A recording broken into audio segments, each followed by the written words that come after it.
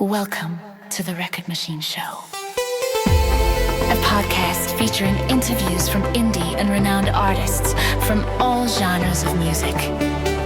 Now, here's your host, James Michael Hollenstein. Welcome to the Record Machine Show. I'm your host, James Michael Hollenstein. Today, we're welcoming back a returning guest, an artist and producer whose career has taken him across genres, across continents, and continues to evolve with every new chapter. Joining me once again is Percy Jones III, PJ3. Now, if you caught our first conversation, you already know he's built a strong foundation. From his early days in Western New York to developing his sound through Berklee College of Music and gaining real-world experience working around major industry names like New Kids on the Block and Mark Wahlberg. But what really stands out is how that foundation has turned into a truly global journey. We're talking about an artist who's already shared the stage with rock and roll pioneer Chuck Berry, worked in the studio with legendary musicians like Joe Sample,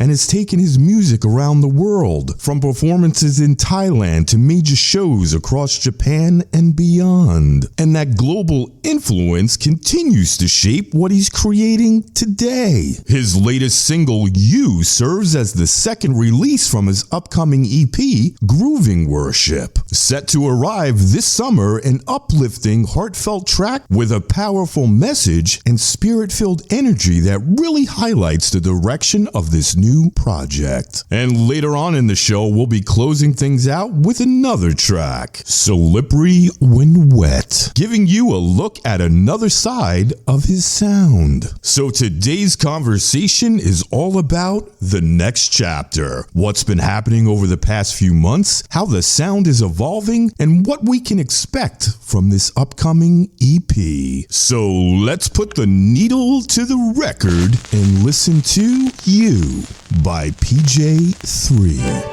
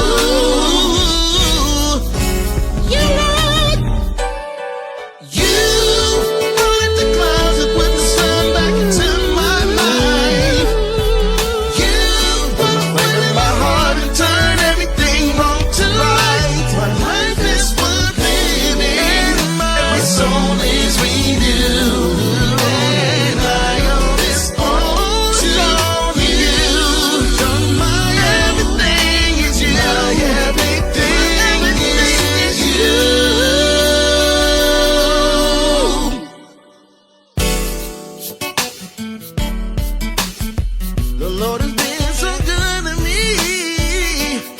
And if you know what I'm talking about, everybody stand up, clap your hands, declare through all the land that you are everything, and everything is you.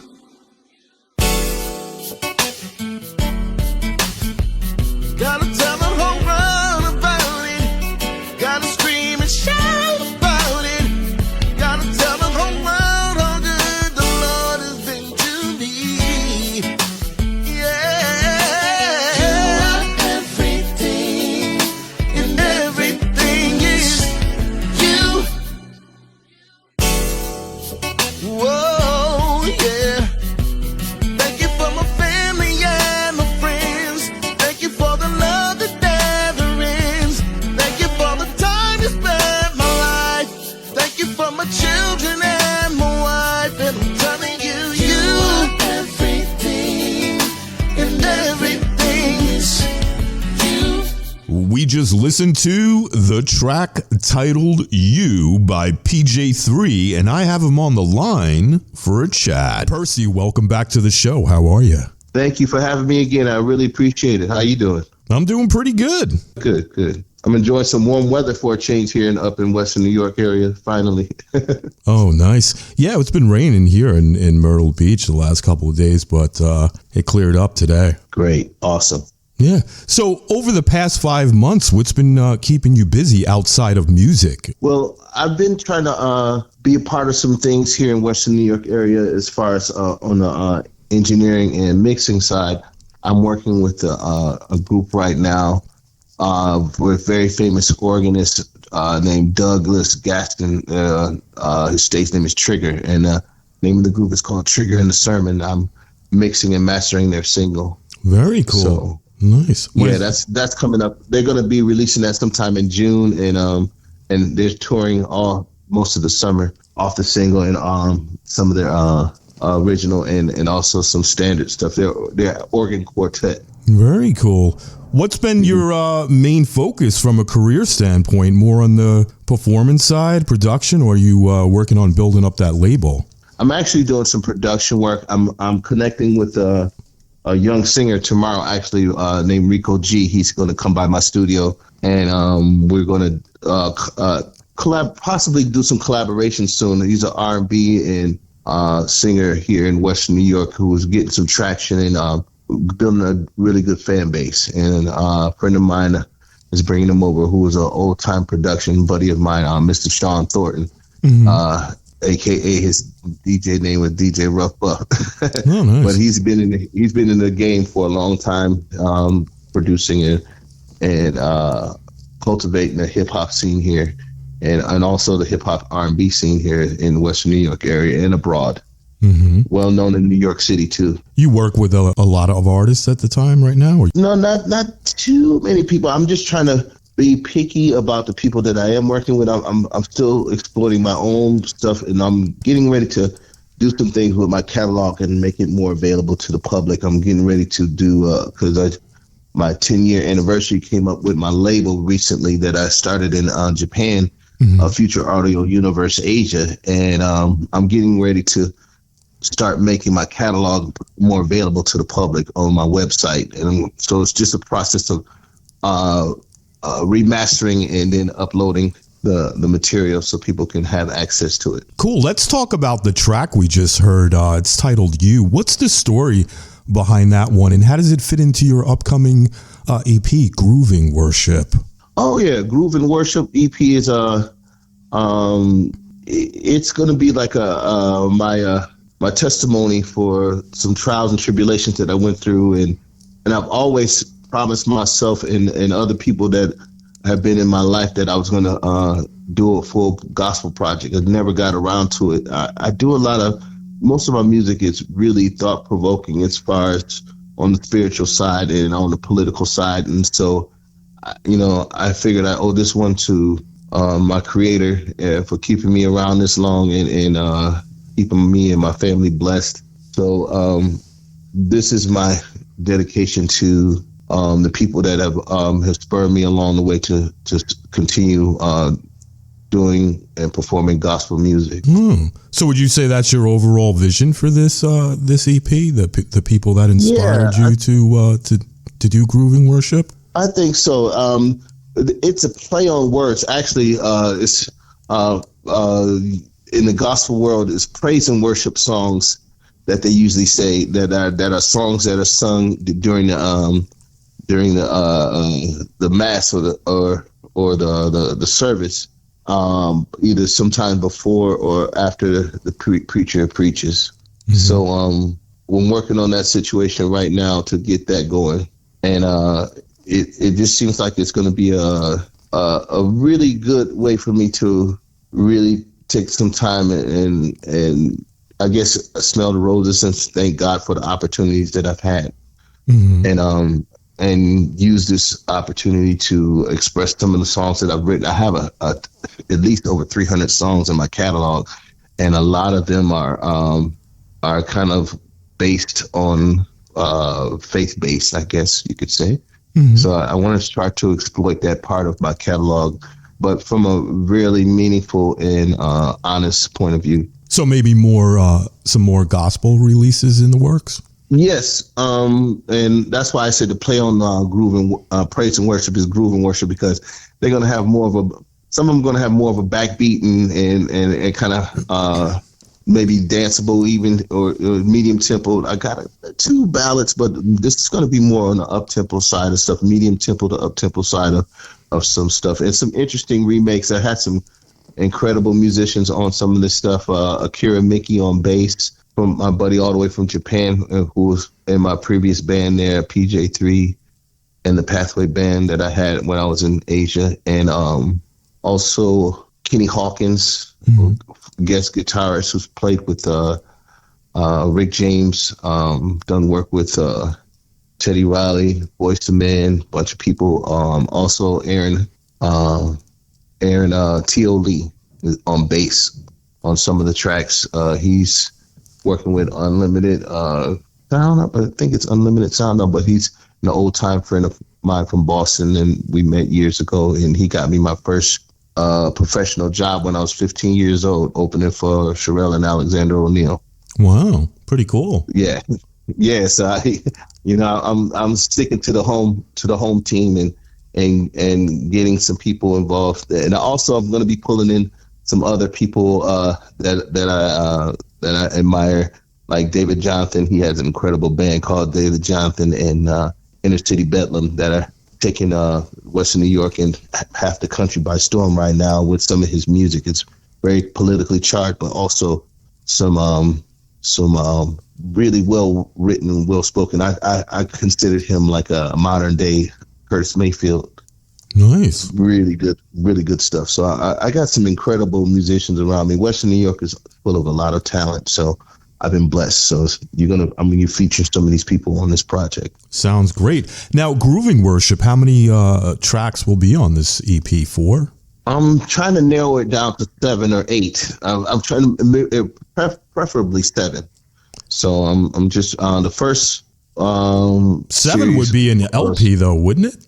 Kind of, sort of. It's close to an LP. I guess it would be considered under industry standards. It would be considered an LP, I guess. Yeah, because I always thought of an EP like 3 or 4 songs. Yeah, I thought about that too, but I said I don't want to shortchange people because the material is really good. I'm really surprised at the effort of the music that I'm getting. The hardest part about doing this process now is just making sure the lyrics match the intensity of the music, and that's what I'm in the process of doing. Just finished penning a few of the songs, and Before I Lay Down was one of the singles I put out earlier, and it was about a year ago. It was a teaser just to see what people thought about it, and then I said I'm going to back it up with something a little more stronger, and I think out of the songs I picked, You was the strongest one. Mm-hmm. And what do you like about You so much? Well, You came from a very honest assessment of my life at the time. I wrote that music. You won't believe how old the track is musically. If I told you, you wouldn't believe me. I don't want to give it away, but the track is more than a decade old. but it sounds modern because of the fact that I don't know, for some reason when I was in Japan, I figured that I wasn't writing for right then at the moment. I was writing for the future because at that time I had a little bit more isolation and I was able to really dive into cultivating a certain type of sound. And I was getting some unique music happening and meeting some great musicians. But you was pretty much all me on that, including the guitar parts. So I was able to really isolate myself and really cultivate it. But at the time, I think I wasn't really mature enough to sing the song with the kind of conviction it needed. Mm-hmm. And I wrote the lyrics, the music was done, but I had never performed it in Japan and I never got a chance to record it there. But I recorded it here recently, and I guess the performance was one of my better vocal performances because I had a chance to live a little bit more, and looking back on my family and raising my son and my daughter and my wife, and I guess I was able to pull the emotion out of it more because of my experiences as a man now and being a little more settled and really appreciating the life that I'm living right now. It's a little rougher and tougher than I thought it would be relocating back to the States, but maybe this was a honest blessing for me to be able to have some honesty in my vocal performances and have honesty in my writing. Great job on the song. Oh, thank you. Thank you very much. You're welcome. Now, the last time we spoke was just maybe 5 months ago or so. Do you feel like your sound is shifting in any particular direction with this new project? Yes, it definitely is. I'm noticing that I'm getting inspiration from all kinds of areas, politically, socially, family, and tying that all together is really what's making my project have a little more meaning than previous projects. And I'm really going to be proud of the outcome. I'm already proud of the first couple singles, and I think that I'm headed in the right direction. I'm just trying to stay honest with myself and just give a honest performance in each one. That's all you can do. How has your day-to-day creative routine looked? Are you working in the studio more, performing more, or just balancing both? I'm doing more studio work, and I'm also teaching as well. And I want to give back to the new generation, and I'm trying to help out as much as I can. So I'm doing some piano teaching, vocal teaching as well, and also DAW systems training on different DAW systems like Logic, Pro Tools, and numerous ones, GarageBand. So it's good for me to give back, and I've already seen some great results from some of the students. So it's making me feel like a proud papa of like looking over and handing the baton to the next generation of artists and young producers coming up, which will hopefully tie into me getting the funding that I'm trying to get a grant for to open up a music production and performance school to be able to teach. I'm looking for that within the next 3 to 5 years. That's my goal, to try to get some funding together to help inner city kids and from the ages of 6th grade to 12th grade and give them an 8-week course on production and engineering. I want them to get a behind the scenes look other than just concentrating on being a performer. This sounds interesting. So many jobs in the music. Yeah, so many jobs in the music business, and I want to see if I can expose them to all the jobs that they can be a part of other than just performing. They can be an engineer. They can be a writer. They can also come into learn into about sound staging and lighting and that kind of stuff. So it sounds like something that a lot of the kids would be really interested in. I hope so, and I hope I can get some the local politicians and some local people and investors interested in it. So yeah, when do you plan on pitching it?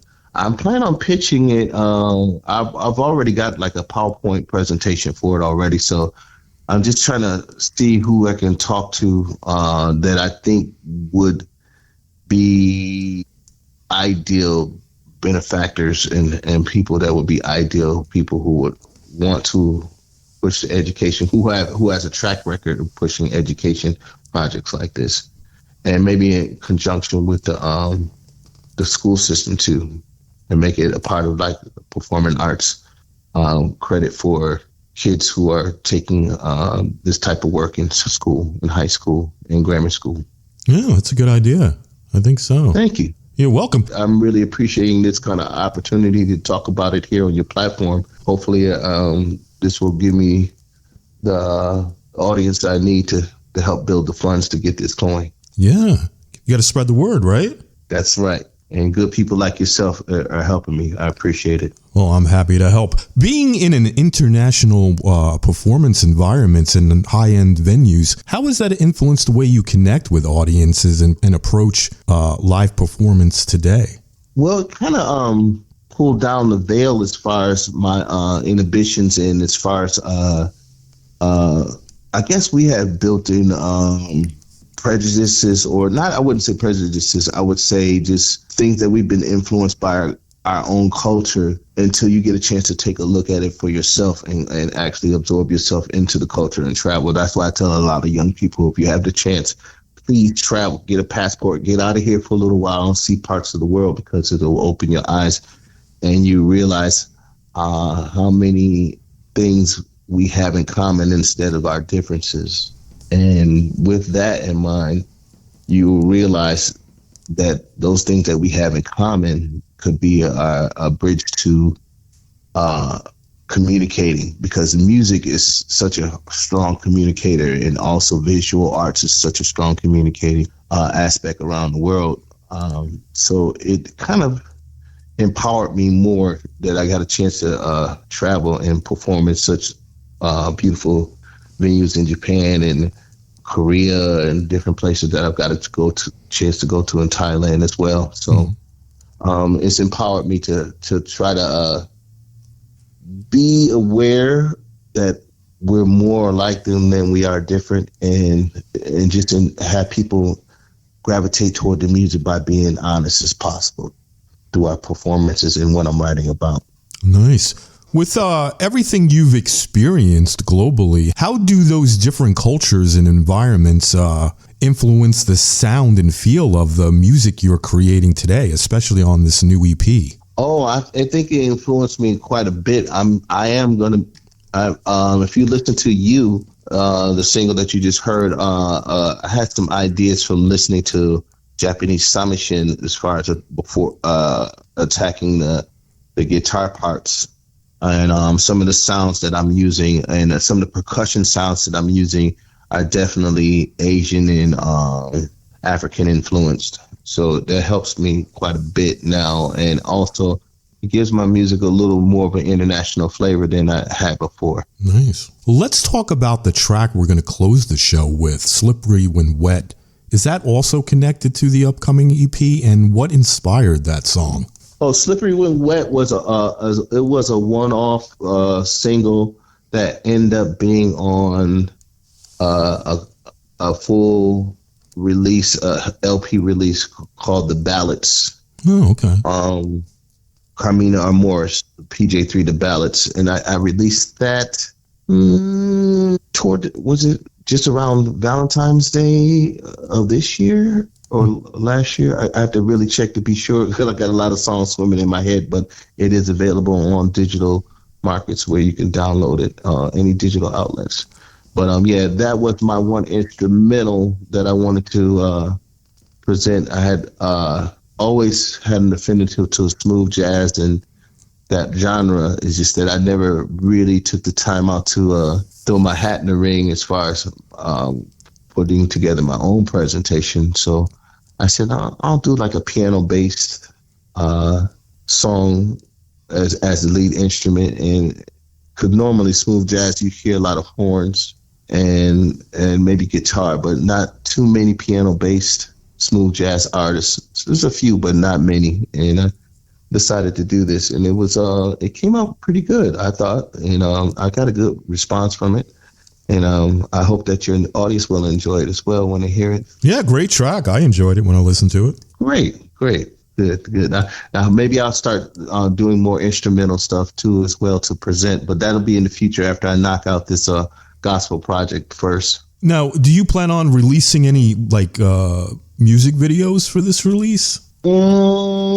I'm talking to some people right now. I don't want to spoil it, but I do have a couple people on deck that we've been talking about doing some cinematography to it, because I don't want to just do a music video. I want to do like a small mini movie to incorporate all the songs. Wow. So it'll, depending on how it's edited, because I don't want to put people to sleep, and it has to be a good story. So I'm talking to some people to help me with the story writing, all that stuff, because it's a possibility because of all the advances with AI and cinematography together and mixing stuff. And I got some people with some nice green screen background stuff that we can use. And so, yeah, that's in the works. So be on the lookout for something possibly a cinematic instead of just a regular music video release. Definitely be looking out for that. Now, looking ahead to the release of Grooving Worship, what are you most excited for the listeners to hear or experience from the project? Well, I want them to first embrace the music first and to have fun listening to the music. And then if by osmosis or, not by osmosis, but by chance of them really getting into details of the lyrics and that catches on, then hopefully they will embrace that too. And the whole point of Grooving Worship is to try to combine both, something that'll be pleasing to listen to, but then also slide that message in there as well, and uplift the name of God, and just try to keep people in line with something that I think that they can gravitate to. That with today's music being the way it is, I think it'll be a fresh alternative. Definitely. Where can the listeners go to find your music and follow you online? Well, if you'd like to take a peek at some of my catalog, you can go to PJ3.hearnow.com, and that will give you a listing of my songs, and you can go directly to the website and download them, and they'll give you a connection to it. Also, I'm on Amazon, I'm on Apple Music, also the regular digital places that you can hear it.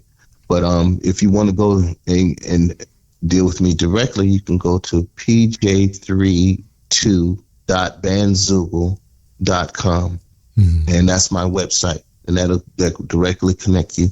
pj32.bandzoogle.com, and that will directly get you to some music. And like I said, I'm going to be using that platform in the near future once I get everything remastered, where you can get my whole catalog there from the very beginning, from my first release in 2014, back to basics up until now. Nice. Now, with Grooving Worship, are you releasing a single at a time? Is that how it's working? I think I'm going to release one more single and then put the whole project out either by mid to end or in the summer. But I have one summer release that I have in mind that I think will catch everybody, because it's kind of remake of a classic 70s song, but with a gospel feel on it. I don't want to give too much of it away, but I will definitely send you a copy of it first and let you check it out before I release it, and then we can talk some more again. I should be in, I think if I can get everything done, music is finished already. It's just that I'm trying to get some choir members to come in and sing on some parts, and I'll see if I can get some people from my church, Pilgrim Missionary Baptist Church here with Pastor Frank Bostic, to get him involved as well too, because he's a vocalist as well. Very, very good vocalist. Yeah, that would add a real nice touch to the song. Yeah, I think it will. I can't wait till you hear it. It's a classic 70s song that nobody would ever think would be flipped this way. So I don't want to give it away yet. I just want to surprise people with it as a nice summertime jam that will catch people off guard. Nice. Looking forward to it. Is there anything you'd like to mention or share that we didn't get a chance to talk about today? Not too much other than that, just keep listening and keep going to my Facebook page, PJ3, or you can go to my personal page too and give me a shout at Percy Jones III. My Facebook page, PJ3. I also have another Facebook page called Future Audio Universe Asia. That's where the label is. And please come run up the numbers and give me a shout out, say hey, and let me know which songs that you like out of my catalog, and I'll try to set up something to start directly get my fans involved and maybe sneak previews of the new project or the new single as well. So so hopefully I can get more people involved into just getting on the site and just appreciating the music.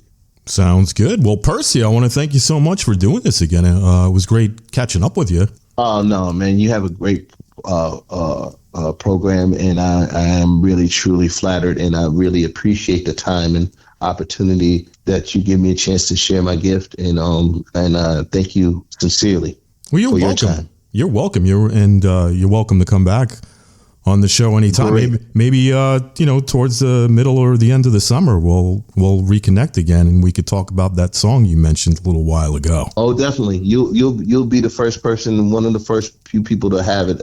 I have a few other DJs over in Europe and some other places that'll get it well, but on the stateside, you'll be the first person to have it. Sounds like a plan, my friend. Okay. Thank you for your time, sir.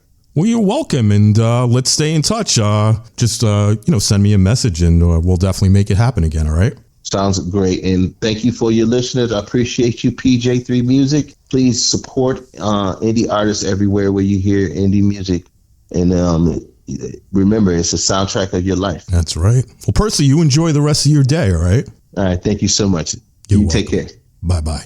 Bye. PJ3, it's always great catching up with you, especially hearing how things have continued to evolve since the last time we talked, and getting a preview of what's coming with Grooving Worship. Make sure you check out his latest single, You, and keep an eye out for the upcoming EP. It's definitely something to look forward to. And coming up next, we're going to leave you with the track we talked about, Slippery When Wet, a song that really highlights another dimension of PJ3's artistry and sound, and a perfect way to close things out. I'm James Michael Hollenstein, and this has been The Record Machine Show. Until next time, keep those records spinning.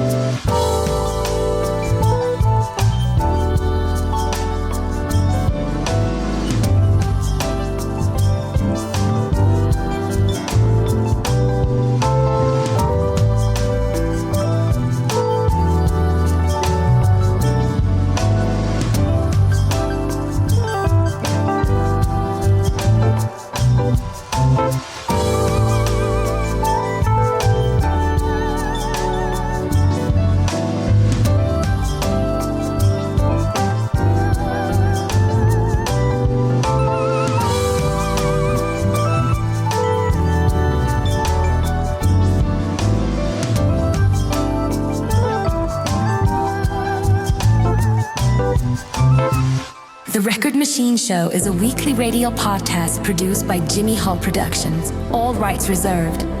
For distribution information or to add this podcast to your website, please visit our contact page at therecordmachineshow.com to submit your request. Thanks for listening. See you next time on The Record Machine Show.